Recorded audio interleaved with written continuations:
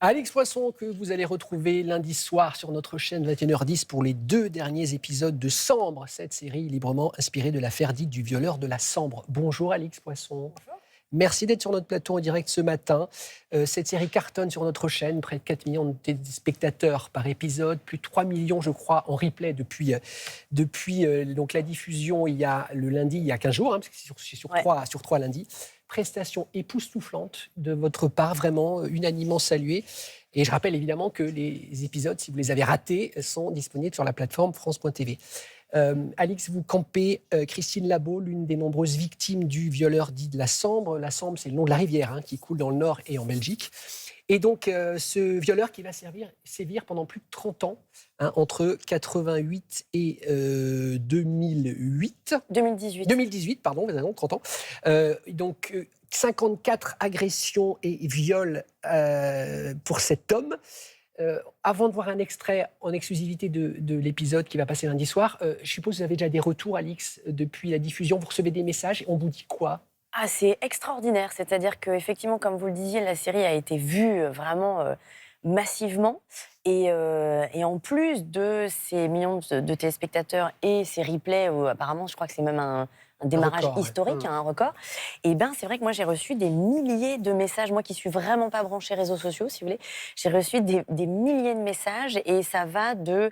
Il y a des centaines de gens qui nous disent à quel point ils trouvent que la série est remarquable, à quel point elle est bien réalisée, bien jouée, que c'est du cinéma à la télé. Donc ça fait plaisir. Mais après, il y a aussi l'autre versant. Ouais, il y a plein de gens qui disent... moi, j'ai des hommes qui m'écrivent pour me dire à quel point ils savaient que tout n'était pas parfait en termes de prise en charge de viol, mais que là, vraiment, ils mesurent à quel point les femmes ne sont pas entendues, à quel point elles ne sont pas seulement maltraitées en 2 mots, mais maltraitées. En un mot, et il y a des centaines de femmes qui m'écrivent pour partager leur vécu en disant que ça leur est arrivé ou que c'est arrivé à une proche ou à une sœur ou à une cousine, à leur fille parfois, et à quel point le combat a été long et à quel point parfois elles ont eu l'impression que leur dignité était un peu piétinée et qu'elles ont conscience que les choses vont dans le bon sens, enfin qu'il y a des choses qui avancent, mais que c'est encore trop... on est en deçà de la réponse qu'il faut apporter, quoi. Allez, Alix, voici un extrait donc, d'un épisode, de l'épisode diffusé lundi soir. Votre personnage donc, a été violé en 88, 25 ans plus tard à peu près. Le criminel donc, n'a toujours pas été arrêté. L'enquête est reprise à zéro par le service des affaires dites classées, enfin c'est les cold cases.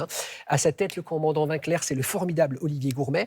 Donc il va vous interroger, ou plutôt vous réinterroger, sauf que votre personnage continue à être dans le déni. Extrait.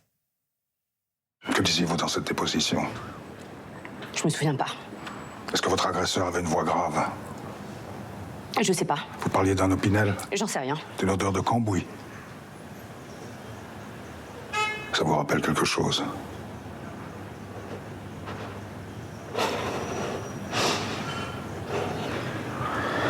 Je vais vous poser une question simple et un peu directe, Madame Labo. Votre agresseur vous a-t-il touché la poitrine ?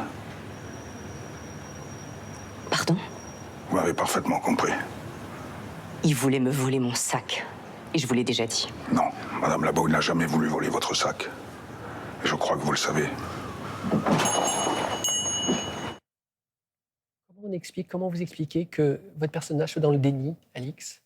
Pour le coup, il y a vraiment plusieurs raisons. La première raison, c'est qu'elle a effectivement perdu connaissance. Il y a beaucoup de victimes de cet homme à qui c'est arrivé, puisqu'il avait une méthode tout à fait barbare de les attaquer. Il les attaquait par derrière avec une cordelette. Les étouffait, les étranglait, jusqu'à l'asphyxie. Donc il y en a qui ont vraiment perdu connaissance. Donc elles ont ce blackout, mais qui est tout à fait physiologique. Après, je pense qu'il y a 2 choses. C'est qu'il y a le fait que... Au moment du recueil qu'au moment où elle va porter plainte, en fait, elle est tellement pas entendue, on minimise tellement sa parole, on ne prononce même jamais le mot de viol, on ne lui demande jamais... C'est l'agression, c'est un vol avec violence. Oui, voilà, c'est un vol avec violence. En gros, on lui dit qu'elle a subi aucun préjudice moral, ni aucun préjudice tout court. Bon, donc je pense que déjà, il y a le fait de se réfugier presque psychologiquement dans ce déni. C'est pas quelque chose de conscient, mais c'est la seule façon de ne pas disjoncter, en fait. Parce que si elle rejoint la pensée de ce qui lui est arrivé, c'est tellement violent. Mais en plus, c'est double peine. C'est-à-dire que c'est tellement violent de voir aussi que personne ne vous écoute, tout le monde s'en fout, personne ne vous croit, personne même, j'ai envie de dire, ne vous épaule, il n'y a personne qui va la choyer, alors qu'elle a quand même de toute façon vécu une agression, d'une Son violence mari, inouïe. ils vont se séparer, c'est terrible. Oui, Ça mais aussi, ça la arrive série souvent. montre les dommages collatéraux. La série montre admirablement, parce qu'on suit cette femme sur 30 30 ans, ans, c'est ça. et on voit tous les dommages et les séquelles physiques et psychologiques qui peuvent vous arriver si vous n'êtes pas entendu à ce point-là. Et ça peut, effectivement, détruire votre couple. Et après, il y a la honte, il y a le déni à cause de la honte, parce que malheureusement, la honte est toujours du côté des victimes. Et il faut que ça change. Mais cette femme, elle est persuadée que c'est de sa faute. Ce type de série, Alix, peut faire changer de camp cette honte. Ah bah, Pour libérer j'espère. la parole, c'est ça aussi, je suppose, le Ah bah oui, but de j'espère. cette série. Un des premiers buts de la série du réalisateur Jean-Xavier de Lestrade, c'était qu'on entende la parole des victimes.